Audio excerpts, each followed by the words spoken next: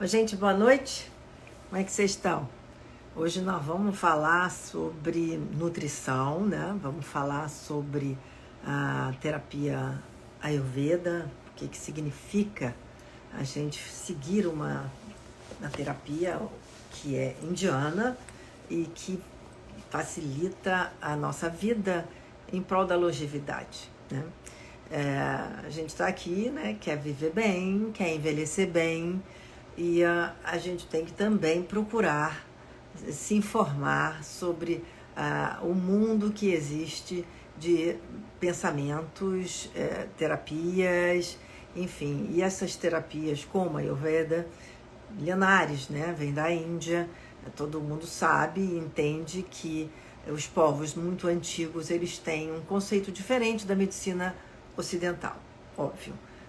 A medicina oriental tem outras bases. E para saber como é que a gente trabalha isso no nosso organismo, é que eu chamei hoje aqui para fazer essa live comigo a Laura Pires. A Laura Pires, ela é nutricionista, pós-graduada em gerontologia pelo Instituto Albert Einstein, terapeuta, professora de Ayurveda com aprofundamento em saúde da mulher, nutrição e culinária ayurvédica pela International Academy of Ayurveda na Índia. Então, eu achei muito interessante esse tema, né? E ela está lançando um livro, Longevidade, ó. Tá vendo aqui? E ela vai conversar com a gente. Eu já separei algumas coisas aqui, inclusive por que a uva é tão importante, né? A gente sabe por causa do vinho, mas tem outras coisas, como induzir ao sono com ervas. Enfim, vamos conversar com ela. Espero que ela já tenha entrado. A Laura. Ver se a Laura entra. E ver que, inclusive até para o sono, que eu vi que ela fala muito da insônia. Oi, Laura! Tudo bem? Olá, tudo bom? Prazer estar aqui com você, viu, Laura? Um Estou prazer é lendo o seu livro, não acabei de ler, mas já estou folheando muita coisa, até estou marcando aqui para gente fazer umas perguntas para você. E achei muito interessante a sua trajetória. Você foi para a Índia, né, Laura, para estudar em loco a Ayurveda? né? Já foram 10 viagens para a Índia e todo ano é uma experiência nova, assim, é muito enriquecedor e poder ver na fonte, né, como que é praticado, como que é vivenciado lá no dia a dia, nas clínicas, nos hospitais, nas universidades, né, e entender um pouco da realidade também, como isso está inserido, né, na realidade da população de lá e como é que a gente faz para trazer e adaptar também para nossa realidade. E é uma alegria estar aqui, tô muito feliz. Obrigada pela oportunidade. Que bom, mas olha, parabéns pelo seu livro. Não é o primeiro livro, né, Laura? Você já tem O Sabor da Harmonia, Receitas Ayurvédicas, Nutrindo Seus Sentidos. Você é uma pessoa que também escreve para passar o conhecimento, que é muito importante. Agora, Laura, o brasileiro tem um estilo de vida, né? Tem uma maneira de se alimentar totalmente diferente dos indianos, né? Como é que a gente faz essa junção e por que isso é importante para a longevidade? Ai, adorei a pergunta, porque isso é muito importante até para desmistificar e mostrar duas situações bem diferentes. Comida indiana tem nada a ver com a Ayurveda, apesar Hum. que é uma medicina que o livro, né, eu trago esse assunto sobre longevidade e eu trago a nutrição e a Ayurveda como ferramentas para poder ajudar a gente a viver, ter uma vida mais longa e mais saudável. E a Ayurveda como um sistema de medicina, como uma filosofia de vida, ele não é, os ensinamentos, a culinária indiana não é exatamente as orientações que são prescritas de orientação para tratamento, para cura e para prevenção. Então, às vezes as pessoas acham que a gente tem que comer comida indiana para seguir ensinamentos. E Não é nada disso. um bom feijão com arroz, couve, farofa é extremamente adaptado à realidade desses princípios de autocuidado, porque a gente precisa adaptar para a realidade da onde a gente vive, então buscar as ervas, os alimentos que a gente tem na nossa região, no nosso país. Pois é, eu vi aqui que a Ayurveda ela busca o equilíbrio do corpo, da mente e da alma. Eu achei interessante essa colocação da alma. Como é que é essa busca? O que que você observou lá dessa busca desses componentes todos do ser humano? Então, apesar das pessoas às vezes confundirem, né, que para seguir os princípios ayurvédicos a gente tem que seguir uma religião hinduísta, que a gente tem que rezar para Ganesha, para Shiva, que são os deuses hindus. O Ayurveda ele não tem essa descrição, mas ele traz da importância da gente ter uma conexão com algo maior, que a fé é muito importante e ter uma conexão com o divino, tanto que a gente tem orientações de, por exemplo, antes de dormir para que a gente possa ter um sono reparador, para ter uma boa longevidade, uma das práticas é fazer essa conexão de oração dentro daquelas práticas, né? É o cuidado com o espírito. Ele faz e ele é muito importante para a manutenção da saúde, assim como cuidar da alimentação. Então, o tempo inteiro nas recomendações, nas descrições, nos textos, tem esses momentos, né, na hora de preparar, inclusive, os medicamentos. Lá nos hospitais, por exemplo, você vê na rotina hospitalar, então de um grande hospital de manhã, em um dos hospitais que eu fiz estágio, que eu visitei, de manhã, por exemplo, vai um enfermeiro ou um médico de manhã cedo, antes do hospital começar a funcionar assim, as práticas terapêuticas. E aí vai com um recipiente com óleo, e aí na frente do hospital tem um templo. E aí esse profissional vai lá na frente do templo, tem vários símbolos de várias religiões, ou seja, não é um templo para que você faça só a prática, né? Só os hinduístas podem entrar. E ele recita um mantra, ele faz uma oração, ele oferece para que possa começar o dia de tratamentos e cuidados para todos os pacientes. Então, esse momento de conexão, sabe, de estar ali presente com o foco de melhorar mesmo a saúde para que todos, em todos os aspectos a gente atinja, né, a cura. Então isso é muito importante. Aí ele volta e aí tudo no hospital começa a funcionar efetivamente assim na parte das terapias. Ah, muito bonito. Agora, eu estava vendo aqui, folheando o seu livro, uma das coisas que eu fiquei assim muito interessada é o problema da insônia, né? Porque as pessoas têm muita dificuldade, o mundo é muito agitado, o mundo digital está sempre presente na televisão, o computador, o celular. E você fala aqui uma coisa que eu achei interessante, um óleo quente nos pés. Eu nunca tinha pensado em uma coisa dessa, que isso promove o bem-estar, que pode levar a uma boa noite de sono. Exatamente, isso é uma das orientações, tanto para a gente aplicar o óleo morninho de gergelim na sola do pé, como, né, de manhã, que já vai ajudar a dar um estado mais de relaxamento. A gente fala em Ayurveda, assim como na medicina chinesa, tem os pontos, né, de acupuntura. Uhum, uhum. Olha, a gente também reconhece em Ayurveda que a gente tem esses pontos marmas que tem conexões com os órgãos, com todo o nosso funcionamento no nosso sistema. E o pé, esse olhinho morno na sola do pé, vai ajudar a acalmar, então, e vai ajudar nesse relaxamento mais profundo à noite. Não é para encher o pé de óleo, para Pois é, explica um pouquinho, porque senão a pessoa vai manchar o lençol, vou me melar inteira. Como é que é isso? um pouquinho, uma gotinha só de óleo morno, tá? Pode até ser um pouquinho mais, e aí você esfrega assim na sola do pé.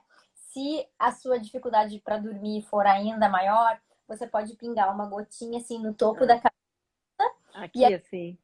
aqui assim, mais ou menos a medida, ó, entre as Ah. sobrancelhas e aonde está virando assim a testa, ou aí onde começa o cabelo, pega essa mesma medida e bota para trás. E Ah, aí, é mais bem nesse ponto aqui. isso. E aí você coloca uma gotinha de óleo aqui, e aí você pode massagear um pouquinho as orelhas, dentro das orelhas e na sola do pé, para promover ainda mais relaxamento. Você pode usar só óleo de gergelim puro, ou você pode, por exemplo, colocar um pouquinho de uma gotinha de óleo essencial de lavanda para ajudar a relaxar ainda mais. Quem tem óleo Johnson, aquele óleo de bebê, pode fazer isso também? Não Não é é o bom? ideal, ainda sugiro fazer com azeite de oliva. Azeite tá ótimo. Oliva. Então, assim, usar um óleo vegetal de primeira Uhum. prensagem, extra virgem. Melhor que usar os óleos minerais, então. E aí, qualquer óleo, óleo de girassol prensado a frio, óleo de gergelim, Olha, azeite de oliva, são opções, tá? Você pode colocar qualquer um desses. Que máximo, adorei. Agora eu também vi que você fala das ervas, né? Porque a gente pensa sempre, passiflora, camomila, mas tem mulungu. Você sabe que eu faço homeopatia também, né? E eu tomo gotinhas de mulungu à noite. Mulungu não tá nas descrições lá ayurvédicas. Mulungu é uma erva que a gente tem aqui. Isso eu aprendi dentro da fitoterapia aqui no Brasil. Então, estudando, porque além desse estudo em nutrição, em Ayurveda, eu me formei em nutrição. E aí também estou fazendo uma pós em fitoterapia, buscando aí todo esse conhecimento para agregar. Porque no final o objetivo é a gente ter ferramentas que possam Claro. e cada vez mais para a melhora da nossa qualidade de vida hoje e no futuro. A população mundial no Brasil está envelhecendo, né? A gente tem aí uma alteração, uma mudança na nossa pirâmide populacional. E, por exemplo, a qualidade do sono é algo que prejudica muito a questão por exemplo, da nossa memória, que é uma queixa das pessoas de todas as idades. É verdade, hein? E aí, se a gente não dormir bem, essa capacidade de memorização, a faxina que acontece no nosso sistema à noite, né, no nosso cérebro, ela só vai acontecer de forma eficiente se a gente dormir bem. E aí, o mulungu é uma erva que, inclusive, está dentro da legislação brasileira, lá na RDC 10 que a gente tem, para fazer o uso, que ela ajuda, né, então, nessa indução do sono. Mas é muito importante que tenha algumas recomendações de você não usar por períodos longos. É importante ter uma recomendação de um profissional de saúde. Sempre que a gente coloca, né, uma erva nova, um chá novo, a gente precisa principalmente, se faz o uso de alguma medicação contínua, tem que saber se não tem uma interação medicamentosa aí, tá? Entre ervas. Eu acho interessante, eu vou mostrar aqui mais seu livro, que você tem receitas aqui como suco de Tucumã. Por que que ele é importante, o suco de Tucumã? Então, Qual é o benefício dele? eu resolvi nesse livro trazer a base desse conhecimento ayurvédico, como falei, da nutrição moderna. E aí eu trouxe, por exemplo, usei frutas brasileiras, algumas, por exemplo, pinhão, usei, por exemplo, algumas substâncias como pinhão, que é mais comum no Rio Grande do Sul. Aí coloquei o tucumã, que é riquíssimo em beta-caroteno. E que Hum, fala da cenoura com beta-caroteno, mas a gente tem no Brasil o tucumã que ele tem muito beta-caroteno e ele é uma espécie do norte do Brasil bastante comum, onde as pessoas comem lá cozido, por exemplo, no café da manhã. Então, eu trouxe essas opções, frutas, de substâncias que a gente tem em regiões diferentes no Brasil. olha, tem muita coisa interessante aqui de receitas que você dá também, né? Eu acho isso sopas terapêuticas para auxiliar na melhora do AGNI. Como é que a gente fala? AGNI? Do Agni. O Agni, Agni. o Agni em Ayurveda é considerado o nosso fogo digestivo. Aquilo que favorece a nossa capacidade de transformar tudo aquilo que entra em contato com o nosso sistema. Aquilo que a gente vê, aquilo que a gente ouve, aquilo que a gente sente, aquilo que a gente Não tem inala. aquela história que o estômago está no. O coração está no estômago? Então, não sei dessa história, como é isso? É, tem uma história assim que eu já li sobre isso. Bom, mas acho muito interessante. Acho que todo mundo tem alguma coisinha de digestão que precisa melhorar. E aí o Agni é isso, é a nossa capacidade de digerir. Às vezes as pessoas falam, não digeri bem aquela situação, ou tô Uhum, entalado, né? Tô engasgado. isso. E colocar para fora. Ou seja, o Agni, que é nessa força que a gente tem, esse fogo interno, que nos permite digerir melhor tudo. E a gente precisa digerir bem aquilo que a gente come. Porque não basta a gente comer alimentos, por exemplo, como o tucumã rico em beta-caroteno, consumir alimentos ricos em antioxidantes, como as frutas vermelhas, se a gente não tem uma boa capacidade de metabolização, de digestão, de transformar esse alimento naquilo que a gente precisa. E é isso, essas receitas são para a gente dar um startzinho no nosso corpo, para a gente dar uma calma, Mas aqui a gente está vendo aqui, ó, estou mostrando aqui o seu livro, ó, super bonitas fotos. Sopa yushi. O que que é a sopa yushi? Yusha é um nome em sânscrito, é o nome dessa sopa. É uma sopa feita com feijão moyashi. O feijão moyashi é um feijão. Você já comeu broto de feijão moyashi? Não comi. Já comi broto de feijão. Não sei se é broto de feijão Moyás. Então, se você comer o broto de feijão, ele é feito desse feijão. Ah, tá. É esse. E aí, só que na verdade você pode comprar o grão. Mas se você não tiver o feijão Moyás, a ideia é fazer uma sopa com uma leguminosa, fácil de digerir. E aí, como o feijão Moyás ele é pequenininho, ele cozinha mais rápido e a digestão dele também é mais fácil. Se você não tiver feijão Moyás, você pode usar ervilha partida. A gente tem no Brasil um feijão em Santarém, que é o feijão manteiguinha de Santarém. Ah, eu não conheço esse, não. Deve ser uma delícia. É bem pequenininho. E aí ele é muito parecido com feijão moyashi. Mas se você não tem, você pode usar a ervilha partida, você pode até usar a lentilha, por exemplo, que a gente tem em qualquer supermercado. É uma sopinha feita só com a leguminosa. E aí você pode temperar, por exemplo, com cominho, com pimenta do reino, com coentro em semente e um pouquinho de sal para você poder melhorar aí a sua digestão. E isso faz bem a digestão? Você pode tomar isso à noite ou isso é de dia? Excelente para você tomar à noite. É uma sopa Jura? Olha que coisa incrível, Laura.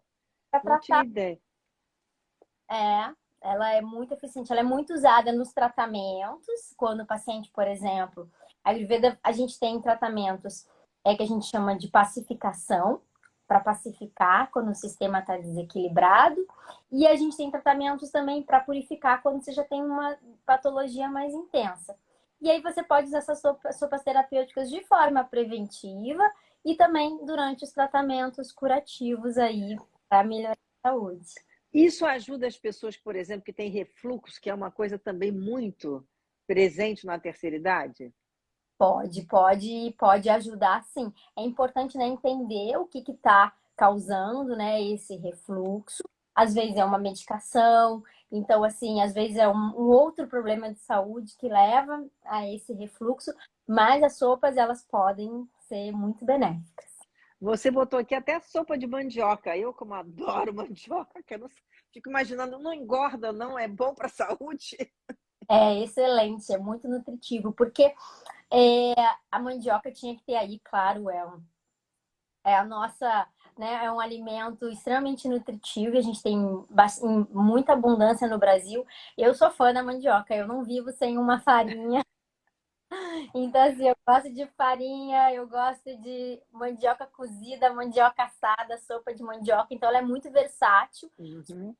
A tapioca, o sagu. Então, tem várias preparações que são feitas da mandioca. E aí, dependendo do método de preparação, algumas vezes ficam mais fáceis de digerir e outras ficam mais difíceis de digerir. E a gente tem que nutrir de forma adequada, né, o nosso sistema e valorizar. Esse que foi o objetivo aí, da gente valorizar e reconhecer as propriedades terapêuticas dos alimentos, né? Ô, Laura, você deve estar vendo também no Instagram, que aparece sempre agora, toda hora eu estou vendo isso. As pessoas botando a banana cheia de cravo e cozinhando com água e dizendo que isso emagrece. O que é isso, Laura? Você que é uma nutricionista. Eu não vi isso, não. Eu não vi. Não viu, não? Mas toda hora aparece. Banana com água, cravo preso assim, fincado, fervendo.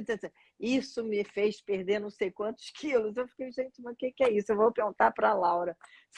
Não A sei, não. casca da banana tem propriedades, eu não sabia que a casca era tão importante assim, porque é tudo com casca. Ah, não vi mesmo. Não Não tenho a viu, né? Não, deixa, é só uma curiosidade. Agora, Laura, eu acho que na vida, assim, a gente aprende sempre com as outras culturas, né? E a cultura indiana, realmente, ela traz essa coisa toda do corpo, que é o kata, não tem negócio do pita e o kata, fogo, não tem? Você podia explicar um pouquinho o que é esse conceito de fogo, ar, vento, né? Que eles fazem e que eles identificam, né, o biotipo da pessoa, o que a pessoa, né?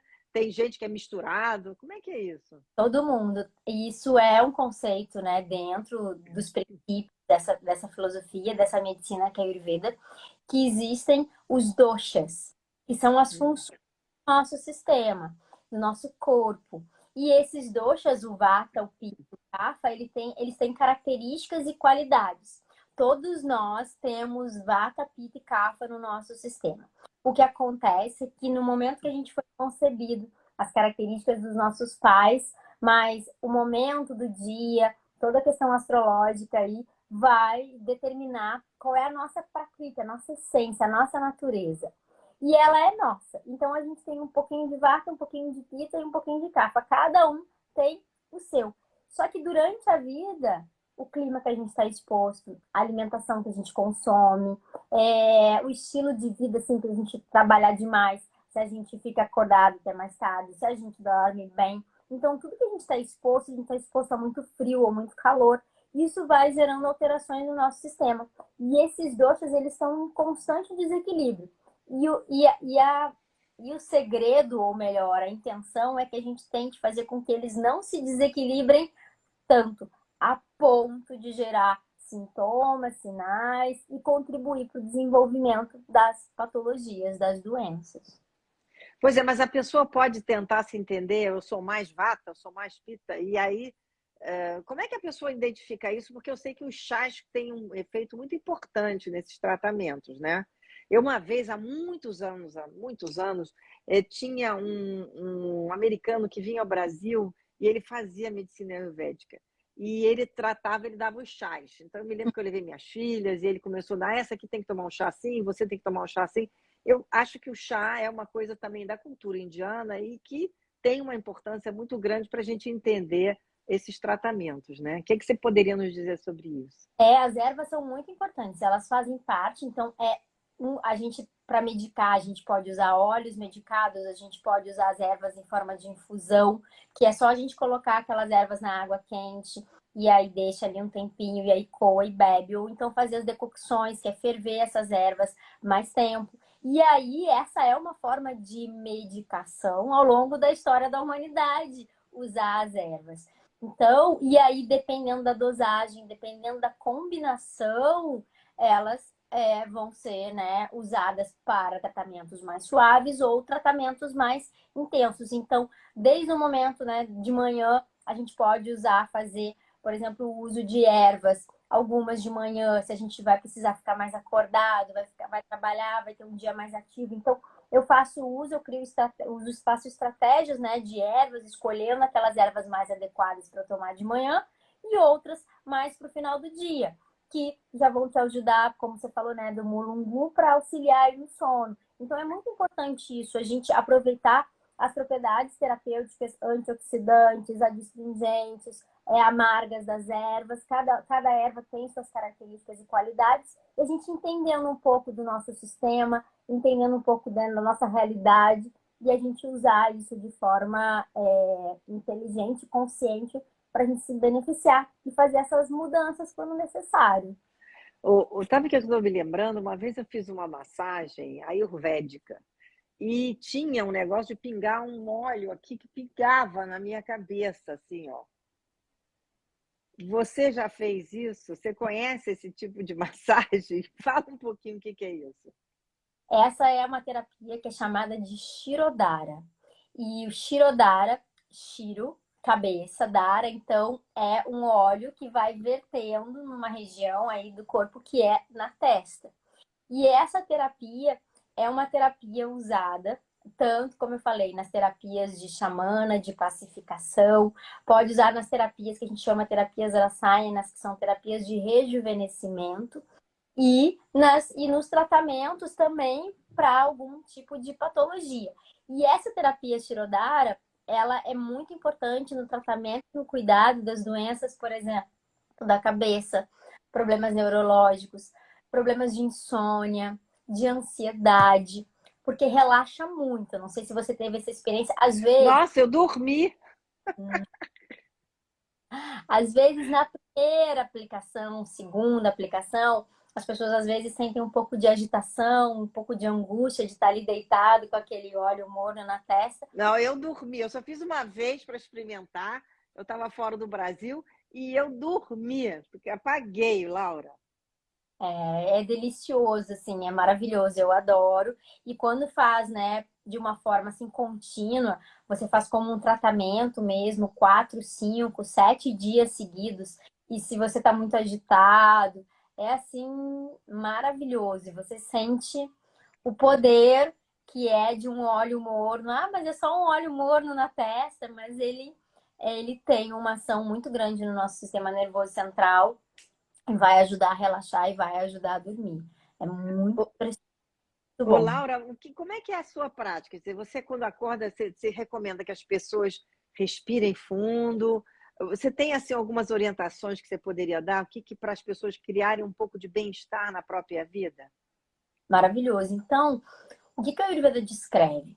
O Ayurveda tem dois objetivos principais, que é a prevenção das patologias, a promoção da saúde e o tratamento e a cura das doenças.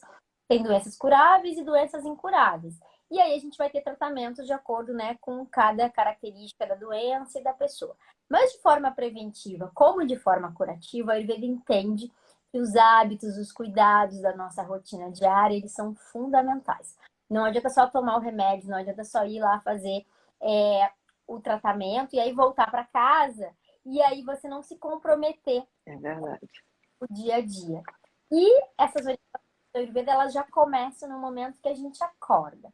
O Ayurveda entende, assim como a ciência moderna hoje vem estudando muito sobre a questão da cronobiologia, ou seja, do nosso relógio biológico, Hum. é importante a gente acordar cedo. Então, isso faz parte dos ensinamentos ayurvédicos, que é a gente acordar cedo. E aí a gente acorda, e uma das práticas importantes é a primeira coisa a gente agradecer, né? Agradecer a oportunidade da gente estar aqui, da gente estar vivo, da gente ter mais um dia, por mais dificuldades que a gente tenha na vida, no dia a dia, né? Por mais que saiba que, nossa, eu tenho muita coisa para enfrentar hoje, mas a gente tem que agradecer esse milagre que é estar aqui hoje, estar vivo, né? Agora, quando você diz acordar cedo, é que horas? Porque é cedo 5, cedo 7, cedo 8, qual é? Porque aí a gente tem que ir para quantas horas a pessoa dorme, né? Vai dormir a que horas? Dá uma geral aí, por favor, Laura. Maravilhoso, Márcia. Então, os textos clássicos lá atrás, eles descrevem que a gente deve acordar, idealmente, então, antes do nascer do sol, cerca de 1 hora antes do sol nascer. Ui. Tem 1 hora específica. Por quê? Porque as estações vão mudando e aí a gente vai tendo essas alterações. Então, não é tal hora. O ideal é que a gente acorde antes do sol nascer, para quê? Para que nesse momento a gente consiga, nesse silêncio, na calma que se encontra ainda o lugar que você vive, você fazer suas práticas espirituais, você se conectar, você fazer suas orações, né? Você ter esse momento que pode durar 2 minutos, 5 minutos, 10 minutos de conexão aí. Então, de manhã tá tudo muito mais calmo, né? Então, é importante esse momento, que é o momento da gente se conectar mesmo.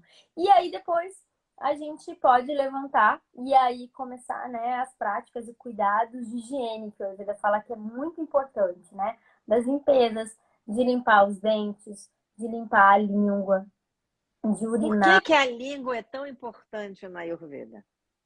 A língua a gente consegue olhar e observar, ao olhar a língua, a gente consegue perceber, por exemplo, vários distúrbios que podem estar se manifestando ou já ter alguma patologia, né, estabelecida aí nesse sistema. Então, é uma forma da gente ver, por exemplo, a coloração da secreção que está na língua de manhã, se essa secreção ela é muito espessa. Tudo isso é sinal, pode demonstrar sinais de que algum órgão, por exemplo, não está trabalhando bem.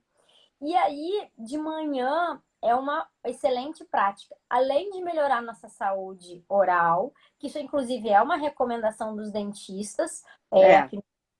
que é higienizar a língua, os textos clássicos indianos ayurvédicos lá há 4.000 anos já falavam da importância de limpar a língua, inclusive para a gente ter uma percepção melhor, o paladar melhora.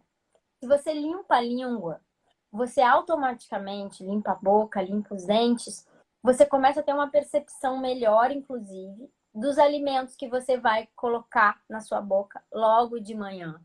E aí você começa mudanças alimentares porque você limpou a língua. Aliás, deve estar gente aqui perguntando como é que se limpa a língua, né? Então, eu deixo essa pergunta que eu imagino que estejam fazendo para você responder. Então, no texto se fala que é importante, a gente pode ter um limpador de língua. Hoje em dia, nas farmácias, né, tem limpadores de língua, que é tem um formato assim, tem uns que são de plástico, tem limpadores nos textos clássicos, tem limpadores que não são feitos, né, de plástico, claro, imagina, há 4.000 anos, então, de cobre, mas você não precisa ter um de cobre, de inox, que é só para tirar, não é para raspar a língua, para machucar a língua, é só para tirar a secreção que está em cima da língua. O fio dental pode fazer isso?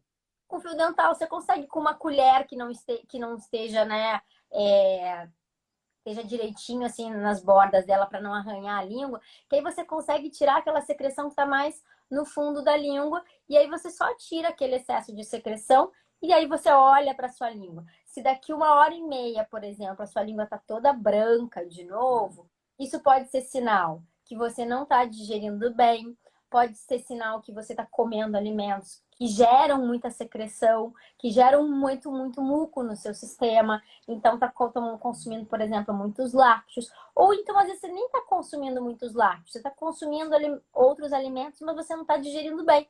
E aí, a língua vai ficando branca o dia inteiro. Aí não adianta ficar limpando a língua. Tem que limpar. Olha, eu acho que essa coisa é importantíssimo isso que você falou.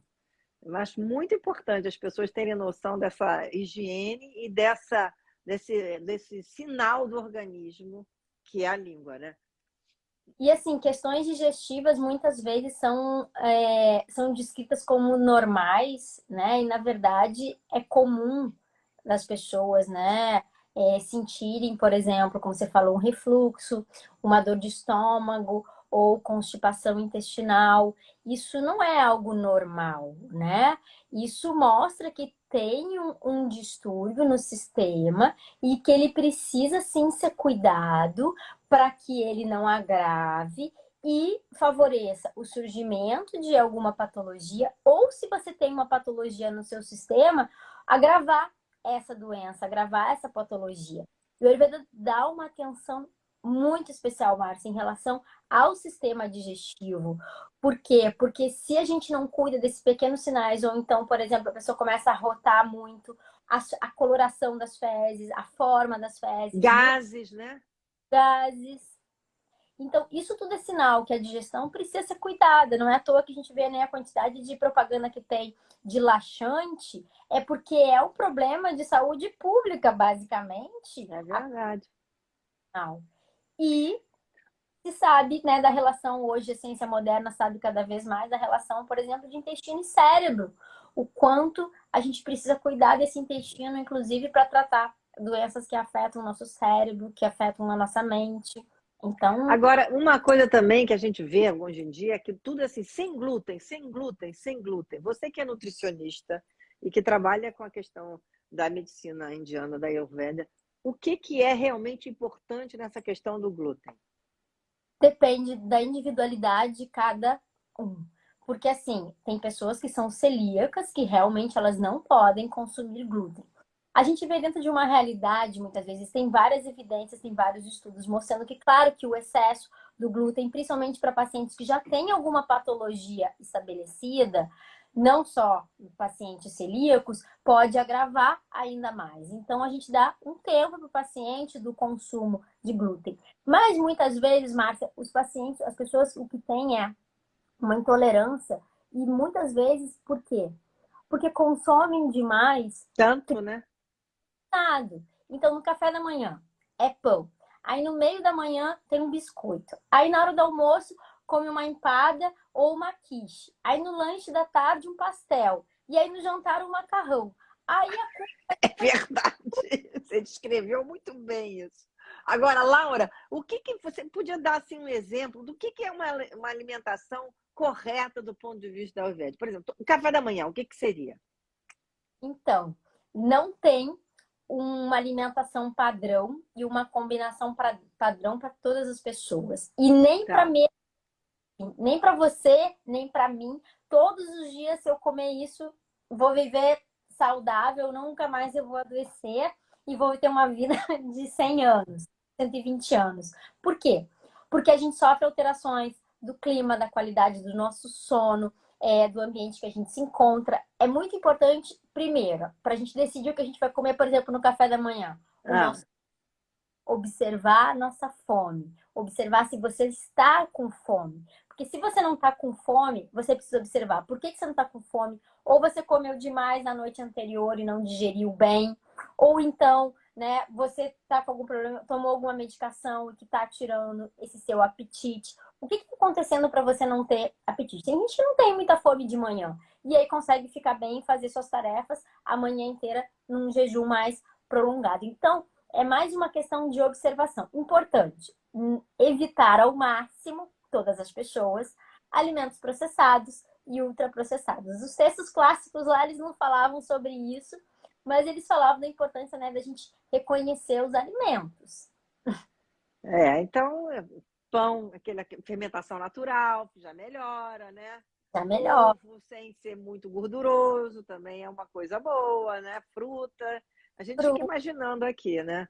Agora, o que é um almoço sobre o enfoque da nutrição baseada na Ayurveda? O que seria? Só grãos, só legumes? Como é que é isso? Porque lá eles comem muito pouca carne, né? Eles são basicamente vegetarianos, então... Então, é a mesma história lá do início, né? A comida indiana não tem nada a ver com comida ayurvédica. Você vai num restaurante de comida indiana, por exemplo, aí em São Paulo, aqui no Rio, e é o que a gente vê também lá na Índia, assim, muitos molhos, muito queijo, apimentadíssimo. Pimenta, que é uma loucura, né? As especiarias, elas têm funções terapêuticas. Isso é importante. E elas são importantes para ajudar o nosso sistema digestivo. A gente aqui tem no Brasil, as pessoas consomem muito, por exemplo, cominho. E o cominho, ele é bom para a digestão também. Ele ajuda a diminuir os gases, por exemplo. E aí, então, da mesma forma no café da manhã, não tem uma regra. A gente observar a sazonalidade, como é que está a sua capacidade digestiva. Se você não está digerindo bem, favorecer os alimentos cozidos. Isso é importante. Se a sua digestão tá boa, por exemplo, o Ayurveda não fala que você tem que ser vegetariano. O que é importante é você observar a procedência nesses animais, né? Observar o método de preparação e as qualidades e características dessa pessoa que está consumindo. Então, por exemplo, como eu falei no início lá, um bom arroz com feijão, uma couve, uma laranja, os legumes, é um bom prato, é uma boa refeição, onde você tem uma variedade. Você pode comer algum tipo de carne, se você come carne. O que acontece é, não faça da carne o seu ingrediente principal, né? Que geralmente é a proteína e os acompanhamentos. Exatamente. Entendeu? Entendi. Você come carne, Laura? Eu não como carne vermelha, acho que quase 20 anos, nem frango também.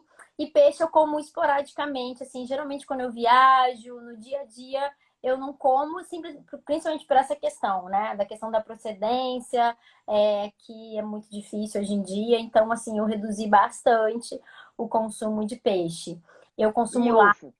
Vezes também. E ovo é uma coisa que eu não gosto, mas se a comida se tiver ovo, eu não tenho o menor problema quanto a isso, assim, eu consumo. Mas eu vou observando muito de como que eu tô me sentindo, do que eu tô precisando, em termos da minha rotina de hábitos, da minha rotina de atividade física. Então, eu vou ajustando para aquilo que eu preciso naquele momento, a alimentação. Então, não tem uma regra e não tem proibições em relação a nada. Eu acho que isso é muito importante, né?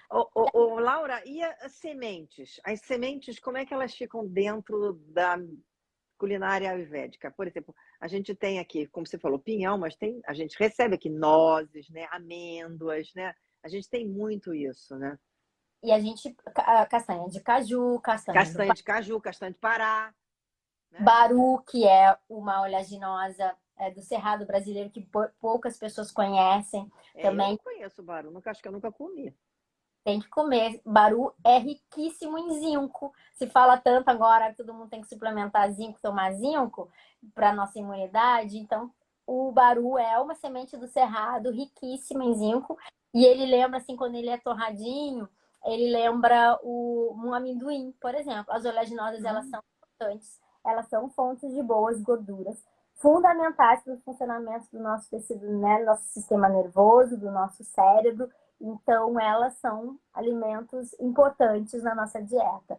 Então, as pessoas usam bastante hoje em dia, né, para fazer os leites vegetais, para diminuir o consumo de leite de origem animal. Então é uma opção, mas você não precisa. Você pode colocar, por exemplo, uma receita que eu gosto muito de fazer no café da manhã, que é o meu café da manhã assim preferido, principalmente no É. inverno, é mingau. Mingau é uma preparação que Legal! eu digeri, mas não é mingau com leite nem com aveia. O mingau de aveia pode variar. Aí no livro Ah, tem alguns, Márcia. Então, assim, no meu segundo livro tem Nutrindo, tem uma série de receitas de mingau diferentes. E aí, é mesmo. com leite de coco, com aveia. E aí você coloca, por exemplo, pode botar um pouco de cacau em pó, pode colocar fruta e colocar semente de abóbora, semente de girassol também. Essas sementes são importantes fontes de gordura, boas para o Aliás, intestino. você falou do coco, e o coco teve uma época, acho que uns 3 anos atrás, que se falava só em óleo de coco para isso, substitui tudo pelo óleo de coco. Você, o que você acha do óleo de coco? Eu uso também óleo de coco, mas eu acho que é importante a gente ter, como eu falei, variedade, né? Não ficar só no alimento, não existe um super alimento que vai resolver todos os nossos problemas. A gente é importante entender que cada substância, isso é uma coisa que eu aprendi muito com a Ayurveda. Cada substância tem características e qualidades e propriedades que vão, né, ser benéficas para o nosso sistema, ou dependendo da nossa condição, elas podem não ser tão boas. Então, não tem nada que vai resolver o problema de todo mundo. Agora, você colocou aqui a uva com um destaque enorme, que na uva é considerada entre as frutas a melhor, que inclusive é afrodisíaca, hein, Laura? Potência fria, cura doenças de vata, pitta e racta, melhora o paladar, alivia a sede, a febre. A uva, qualquer uva ou só um tipo de uva? Qualquer uva. Os textos descrevem, esse é um conceito, né, que está descrito nos textos ayurvédicos, que é considerado, então, a melhor das melhores frutas. Hoje tem tanto estudo aí a respeito, né, dos poderes antioxidantes da uva, Estudantes, é. o resveratrol aí, e aí só vem fortalecer ainda mais os poderes dessa fruta. E aí você pode usar, por exemplo, a fruta fresca ou inclusive a uva passa. Ela é descrita e ela é usada muito em Ayurveda, por exemplo, a uva passa. Tem até uma receita aí no livro que eu aprendi com uma das minhas professoras, uma das médicas, a doutora Sunandara Nadi, que é refogar um pouquinho de ghee. Já ouviu falar de ghee, que é a manteiga, né? Aí eu quero falar com você sobre o ghee. Pronto. Bom, então, mas dá essa receita. E aí eu refogar um pouquinho de ghee, ou pode ser o óleo de coco, pode ser até o óleo de gergelim, por exemplo. E aí você refoga a uva passa, e aí você, umas 10 uva passas, por exemplo. E aí você consome antes de noite para poder ajudar aqui na evacuação, a melhorar a evacuação. Ela é Olha, afrodisíaca de que quando a gente tem uma substância considerada afrodisíaca em Ayurveda, é porque ela ajuda na regeneração e ajuda no fortalecimento do nosso tecido reprodutor. Então, é esse o sentido esse da afrodisíaca. sentido do afrodisíaco, tá? Eu vi que você também botou a manga. A manga é tão brasileira que a gente cara como brasileira, né? Por que a manga é tão importante na medicina ayurvédica? Ela veio da Vem Índia, da né? Índia, eu sei, mas qual é a propriedade da manga tão importante? Ela é muito nutritiva e ela também tem características afrodisíacas, regeneradora dos nossos tecidos, da mesma forma que a uva. Elas são basicamente, né, as duas frutas consideradas aí principais. Então, a gente tem manga bastante, né, no Brasil, nessas regiões aqui mais para o sudeste, mais do que no sul. Hoje em dia, as pessoas têm acesso a mais frutas, né? Mas ela também era considerada um tônico nutritivo para os nossos tecidos. E é Agora, não. Desculpe, não. Oi? para favorecer a digestão, porque para algumas pessoas, por ela ser muito doce, ela pode ser mais difícil de digerir. Então, uma recomendação, por exemplo, para facilitar o processo digestivo, é usar um pouquinho de gengibre em pó. Você pode colocar um pouquinho de gengibre em pó ou gengibre ralado, bater com ela e consumir junto com ela para favorecer a digestão da manga. Quer dizer, mas a manga como sobremesa ou a manga como suco? Pode ser como suco, pode ser. Sempre é melhor a fruta, né? Sempre melhor comer a fruta do que o suco.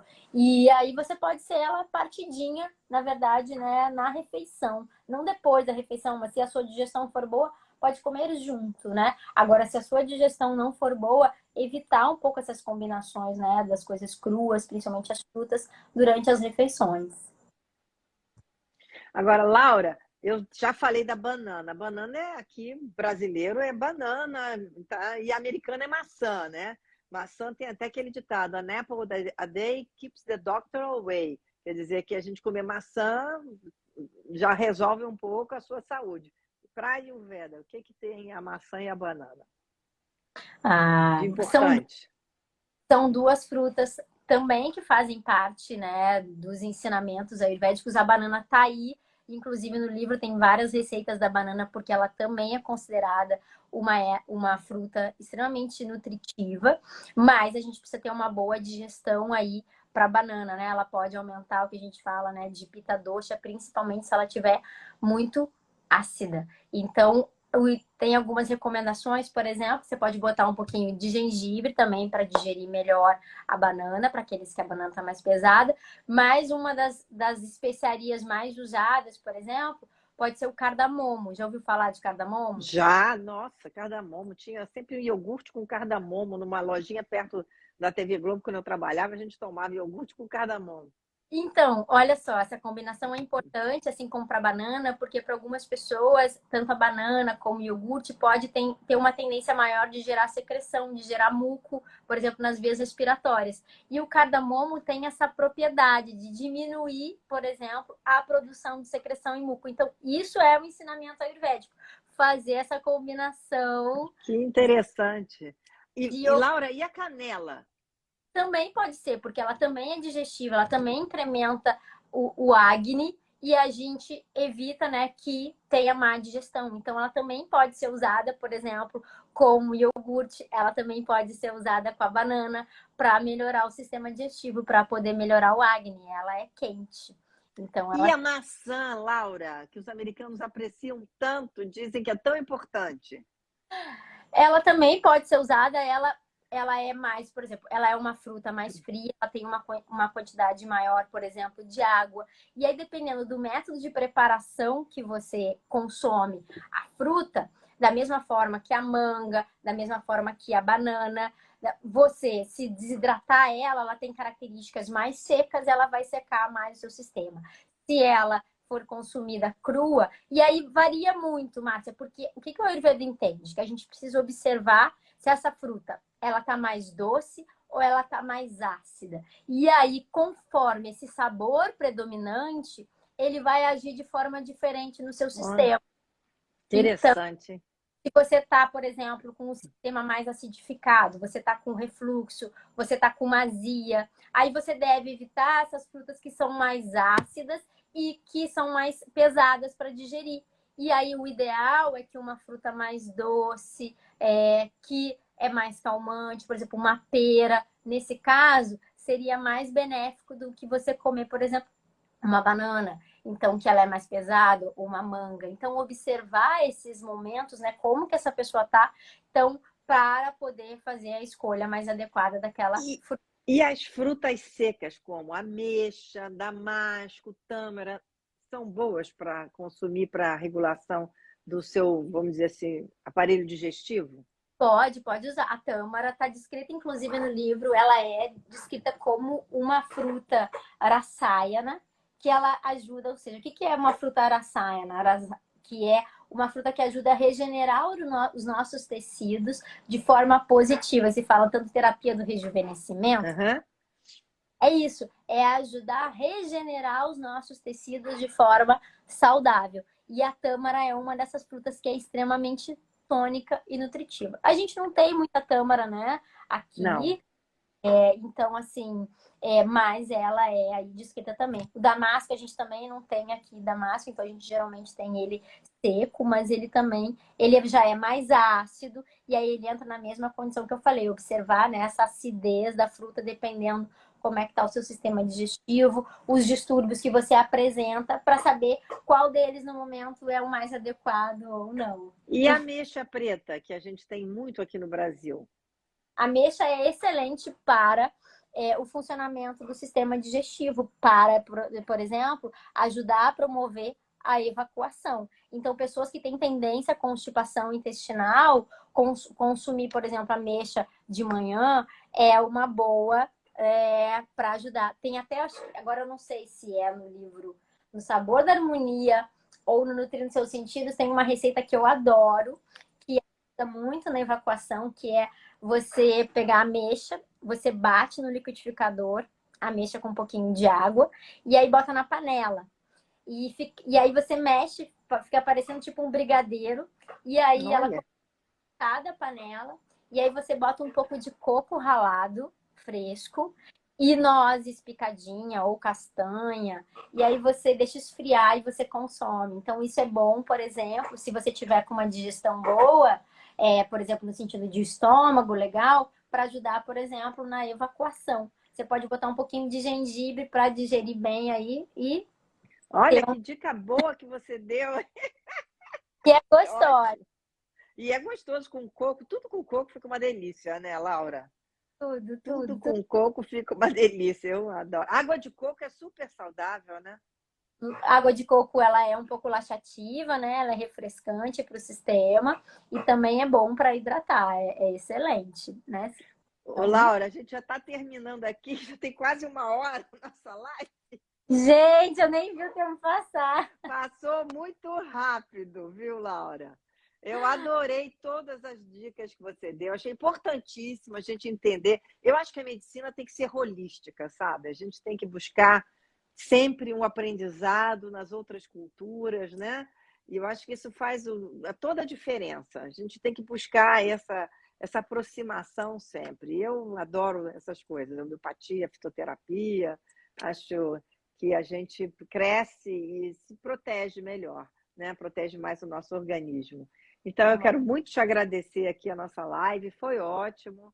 Você é um amor, uma pessoa assim agradabilíssima e fala com propriedade sobre esse assunto. Foi um prazer ter você aqui, Laura. Obrigada pela oportunidade, Márcia. Maravilhoso poder dividir um pouco da minha experiência, dos meus estudos, porque é isso que você falou, né? A gente tem que analisar e cuidar desse ser como um todo e a gente só tem que agregar. Não é para separar, o Ayurveda vem aí para a gente unir saberes e melhorar a qualidade de vida de todos nós, para que a gente possa aproveitar essa oportunidade que é a vida e viver da melhor forma possível. Então, com obrigada. certeza. Obrigada, Laura. Uma boa noite para você e eu espero que vocês estejam nos assistindo aqui, tenham gostado. Acho que a Laura deu dicas incríveis, falou coisas muito sensatas e importantes para a nossa saúde. Vamos fazer aí, ó, respirar, se conectar, né, Laura? Né? Fazer assim a vida agradecer antes de começar o dia. E procurar tomar aquelas coisinhas, chazinhos calmos para dormir bem à noite, passar um olhinho no pé. Isso vai ser muito bom. Obrigada, querida. Valeu, um beijo.